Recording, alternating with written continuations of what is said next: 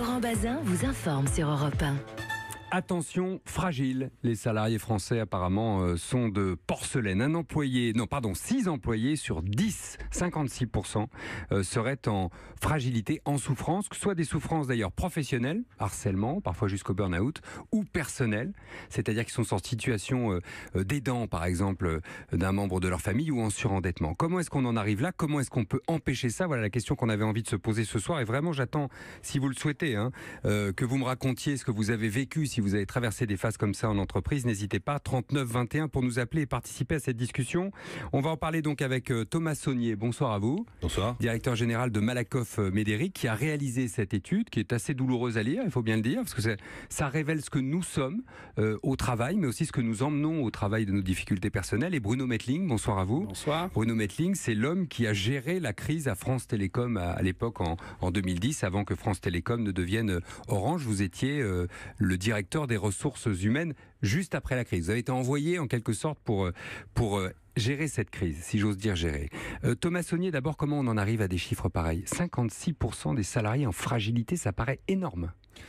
Effectivement, on a cherché la fragilité des salariés, on a cherché les causes. Et on en a identifié deux, des causes d'origine personnelle, mais qui déteignent sur le travail qu'on peut avoir, et puis des causes d'origine professionnelle, type des changements, des réorganisations, etc. Donc, sur la vie personnelle, c'est clair que la maladie, le handicap, la situation d'aidant, vous l'avez dit, situation financière, fait que ces problèmes, lorsqu'on rentre dans l'entreprise, on ne les laisse pas dans le vestiaire, et ils nous accompagnent, et ce qui fait que ça a un impact sur notre motivation, sur notre sérénité, et on le dit sur pas notre... toujours. Et on ne dit pas toujours forcément à son employeur, je suis en difficulté, parce qu'on a peur d'être fragilisé dans le regard de son employeur, non? Alors là, ça c'est une des caractéristiques de l'étude, c'est-à-dire que en France, on a une certaine pudeur, une pudeur côté DRH, d'interroger les salariés sur leur fragilité, et une pudeur côté salarié d'exposer ces problèmes, parce qu'on pense qu'exposer ces problèmes, ça va ne faire que renchérir les problèmes qu'on peut avoir. 1 sur 2 dit, si je dis que je souffre, ils vont me licencier. Alors effectivement, des situations de fragilité, il y en a 56%. Donc vous l'avez dit, plus d'un Français sur 2 qui l'est. Et si on interroge d'ailleurs les dirigeants d'entreprise, 91% des dirigeants d'entreprise disent qu'ils ont au moins un salarié qui est en situation de fragilité. Vous diriez que les entreprises françaises sont violentes avec leurs salariés? Pardonnez-moi, mais l'actualité nous percute, mais on a l'exemple de Virginie Calmels chez les Républicains, après tout c'est aussi une forme d'entreprise, qui se retrouve avec son carton devant la porte, son bureau fermé et interdiction d'y pénétrer. Ça arrive ça en entreprise, non? Alors je dirais que c'est plutôt une violence, mais c'est pas forcément une fragilité au sens où on l'entend dans l'étude. Dit donc, faut surmonter ça quand même, hein? C'est clair que c'est une méthode expéditive qui est, je pense, pas la méthode la plus courante qui existe dans les entreprises françaises. Non. Dans les entreprises françaises, je pense qu'il y a une certaine pudeur, effectivement, à aborder ces sujets, et alors même que je pense que la société, les actionnaires ou les parties prenantes, les jeunes générations demandent à ce que l'entreprise fasse plus dans ce domaine. On n'est pas là uniquement pour respecter le code du travail ou faire de la seule RSE, la responsabilité sociale d'entreprise. On attend entreprise. aussi l'entreprise qu'elle nous protège, y compris dans nos difficultés personnelles. Je crois que la société, telle qu'elle est en train d'évoluer aujourd'hui, demande effectivement que l'entreprise en fasse plus et oublie un peu sa pudeur. Bruno Mettling, je le disais, vous avez affronté la crise chez France Télécom, puis devenu Orange ensuite à la tête des ressources humaines, comme on dit. Comment vous avez affronté ça déjà à l'époque ?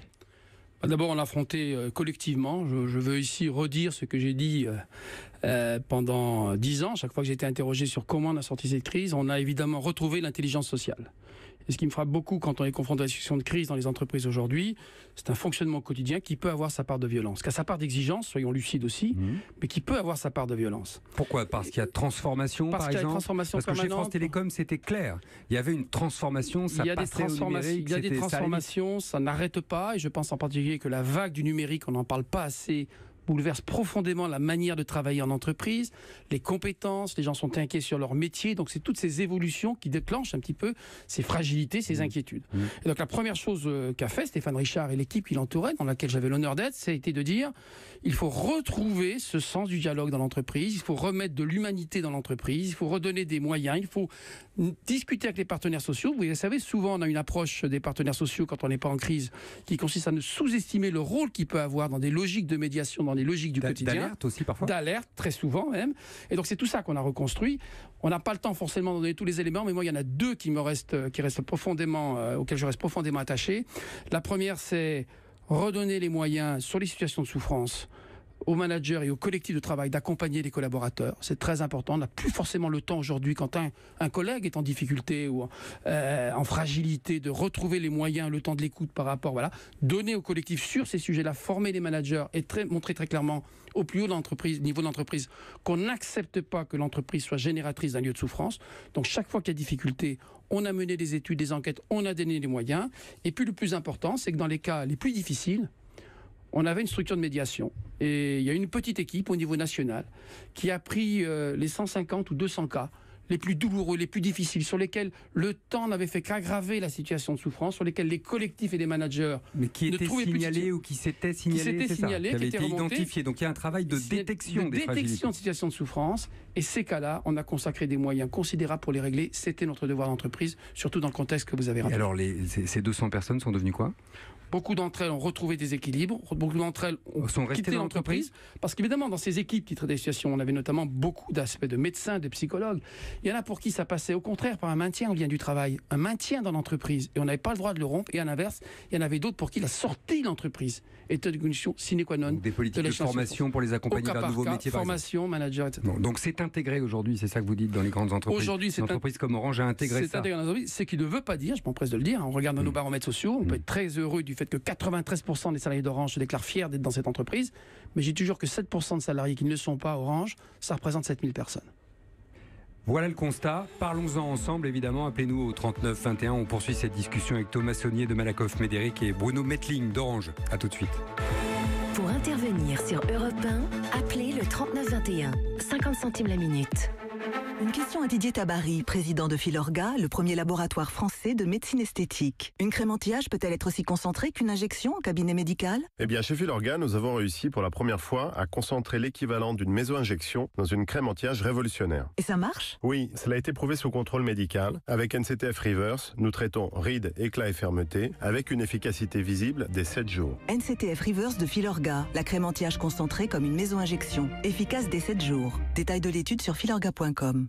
Bouygues Télécom. Regarde cette sublime photo des filles et moi. Waouh, vous êtes sublime. Tu t'es offert un photographe professionnel, avoue-le. Non, je me suis offert l'incroyable iPhone 10 à un prix incroyable lui aussi. Ah bah tu sais faire ton petit effet toi, hein. Et oui, en ce moment chez Bouygues Télécom, pour l'achat d'un iPhone 10 avec un forfait sensation avec avantage smartphone, profitez de 200 € offerts pour la reprise de votre ancien téléphone et de 180 € supplémentaires remboursés sur demande. Rendez-vous en boutique Bouygues Télécom. Offre soumise à condition pour la reprise d'un mobile d'une valeur minimum de 100 €, engagement 24 mois et conservation du numéro. À la fois conseiller, commercial et responsable SAV, il sait tout faire en évitant les tuiles. Lui, c'est Richard Doise, artisan couvreur et son Citroën Jumpy. Un bon utilitaire, c'est comme un bon artisan, ça doit savoir tout faire. En ce moment, Citroën Jumpy taille M Business avec navigation connectée 3D et aide au stationnement arrière est à partir de 189 € par mois, maintenance comprise. Citroën. Crédit bail 60 mois avec premier loyer de 3 155 €, offre non cumulable hors taxe réservé aux professionnels, valable jusqu'au 30 juin sous réserve d'acceptation crédit par. Détails sur citroën.fr. Europe Soir, Laurent Bazin sur Europe 1. 6 salariés sur 10 en situation de fragilité dans leur entreprise en France. On continue à en parler avec Thomas Saunier de Malakoff Médéric qui a réalisé cette étude et donc trouvé ce chiffre, 56% pour être précis le chiffre, et Bruno Mettling d'Orange qui a donc géré, si j'ose dire, le mot est pas beau, hein, la crise à l'époque à France Télécom, puis aujourd'hui chez Orange. David, on voulait vous écouter parce que votre témoignage est passionnant sur ce sujet-là, au 39-21. Vous nous appelez d'Aubière dans le Puy-de-Dôme. Vous l'avez vécu, vous, comme manager, je crois. Oui, tout à fait, ouais. Je l'ai vécu comme manager. Du coup, en effet, en plein milieu d'une réunion, j'ai un salarié qui a pété un boulon et qui est parti du jour au lendemain sans forcément, en fait, qu'on comprenne les raisons pour lesquelles il était parti. Quand vous dites péter un boulon, ça ressemblait à quoi ? Il s'est passé quoi ? Ça a été très violent. On était en réunion et tout d'un coup, il s'est levé, il a tapé le poing sur la table, il a tout balancé et il a sorti de la salle. On était 5 autour de la table, on n'a absolument rien compris. Moi, j'étais son manager direct et du coup, par la suite, on l'a jamais vu revenir en entreprise. Vous n'aviez jamais rien vu venir, hein, c'est ça, aucun signe. Je pense qu'aujourd'hui, je verrai les signes. Il s'avère que juste à l'époque, j'avais 10 ans de moins, que j'étais jeune manager et que je pense que je n'avais pas mesuré en tous les cas le degré d'instabilité dans lequel il était. Et vous savez depuis ce qui s'est passé pour lui ou pas du tout? La raison de son départ? Pas du tout. Donc c'est resté totalement inexpliqué. Ça veut dire que vous devez, pardon de, je sais pas, remettre le couteau dans la plaie, mais vous devez vous en vouloir un peu, non? Alors aujourd'hui, je suis passé à autre chose, mais en effet, clairement, pendant plusieurs mois, je me suis posé la question de me dire voilà, qu'est-ce que j'avais loupé, qu'est-ce que je n'avais pas fait, qu'est-ce que j'ai pas vu sur le sujet. Donc en effet, je me suis posé la question plusieurs mois. Et ça vous rend aujourd'hui un manager plus attentif? Ça me rend un manager vous avez 41 ans, je précise. Différent, ouais. Ça me rend un manager différent. En tous les cas, ça me rend... Aujourd'hui, pour avoir fait plusieurs expériences professionnelles, je pense qu'aujourd'hui, on perd en fait le sens de l'humanité dans le monde du travail et on en perd en fait l'individualité de chacun. Et aujourd'hui, moi, pour ma part, en tant que manager, je m'attache clairement à ce que, en tous les cas, mes collaborateurs soient le plus épanouis possible dans leur travail. Une boîte de combien de personnes pour finir? Aujourd'hui? Oui. 2000. Donc une grosse boîte. C'est une grosse société. Et à l'époque, plus petite? Non, beaucoup plus, 80 000. Encore plus grande, d'accord. Ouais. Est-ce que c'est plus facile dans une grosse entreprise ou dans une petite entreprise de détecter finalement? Je pense que c'est différent. Mais de façon plus générale, l'entreprise, elle est confrontée à un impératif économique, ça c'est clair. Il faut être compétitif, il y a la mondialisation, il y a la transformation numérique, etc., etc. Mais je crois que de plus en plus, par rapport à cet impératif économique, il faut aussi un impératif d'écoute au quotidien des salariés pour pouvoir détecter le plus en amont possible ce type de situation. Et il existe un collaborateur direct, disait David. C'est ça qui est très frappant. Mais c'est là où on voit le rôle du manager, d'une part, et le rôle aussi des ressources humaines, des DRH. Donc, dans une pièce, on ne voit pas forcément, lorsqu'on est arrivé sur le résultat, on ne voit pas forcément les à côté. Quels sont les signes, Bruno Mettling, qu'il faut savoir voir émerger, même si ce sont des signaux faibles, parce qu'on l'a dit tout à l'heure, les salariés répugnent encore à dire leur fragilité ou leurs difficultés. Je me rappelle qu'à l'époque, une des grandes décisions qu'on avait prises, c'était de former les 12 000 managers de France Télécom à la détection des situations de souffrance ou de difficulté. Alors les spécialistes le savent, il y a des signes avant-coureurs auxquels on ne fait pas forcément attention, des personnes qui s'enferment d'un coup dans un silence, alors qu'elles étaient extrêmement communicatives avant. Ce sont évidemment des signes de fragilité auxquels qu'on peut tous percevoir dans la... Bon. Donc je veux partager deux choses ici, parce que je pense à tous les managers qui nous écoutent. Bien sûr, c'est une de leurs responsabilités que de détecter ces situations. On sent que c'est douloureux chez David encore aujourd'hui. Mais ça reste extrêmement douloureux. Et en même temps, on ne peut pas demander à l'entreprise de se substituer au milieu médical dont c'est le rôle. Donc la responsabilité de l'entreprise, c'est de détecter ces situations-là, de former les managers à la détection de ces situations et ensuite de les orienter vers les professionnels de santé. Il ne faut surtout pas qu'il y ait d'ambiguïté sur le rôle de l'entreprise. Certains salariés en fragilité sentent que l'intrusion de l'entreprise peut être insupportable par rapport à leurs difficultés personnelles qu'ils n'ont pas envie de partager. Donc voilà, il faut bien situer le rôle de chacun. La détection, oui. L'orientation, oui. Et à un moment donné, le rôle s'arrête et c'est à d'autres de prendre le relais. Un message d'Anne qui nous dit « Moi, je suis arrêtée depuis 6 semaines après des problèmes personnels. Elle a perdu sa maman, elle a divorcé. Ses revenus ont baissé. Elle dit « J'ai demandé une augmentation à mon patron qui m'a répondu « Une entreprise n'a pas à supporter les épreuves de ses employés. » Est-ce que c'est encore une réponse courante ou est-ce que dans votre étude, Thomas Saunier, chez Malakoff Médéric, il apparaît que les entreprises veulent bien faire des avances, par exemple, sur salaire à leurs salariés quand ils sont en difficulté? Je crois qu'effectivement, là, on cumule effectivement la difficulté financière, une situation monoparentale, un deuil récent, et on tombe d'ailleurs sur les 3 cas les plus répandus de problématiques personnelles qui ont un impact et qui fragilisent le salarié. Donc ça c'est clair. Oui, bien sûr, il peut y avoir des avances sur le plan financier. Non seulement on le fait d'ailleurs pour nos collaborateurs, mais on le fait en fait pour nos clients. Pour nos clients, en termes d'aide sociale, on consacre plus de 55 millions d'euros par an en termes d'aide sociale, que ce soit des aides financières, que ce soit des aides pour des personnes qui sont en situation d'aidant, devant s'occuper de leurs parents dépendants.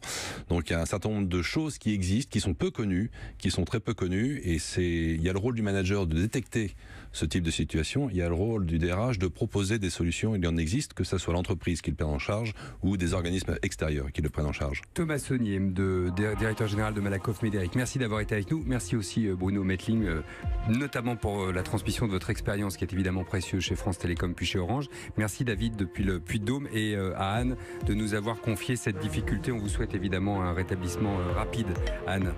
À suivre Le Monde dans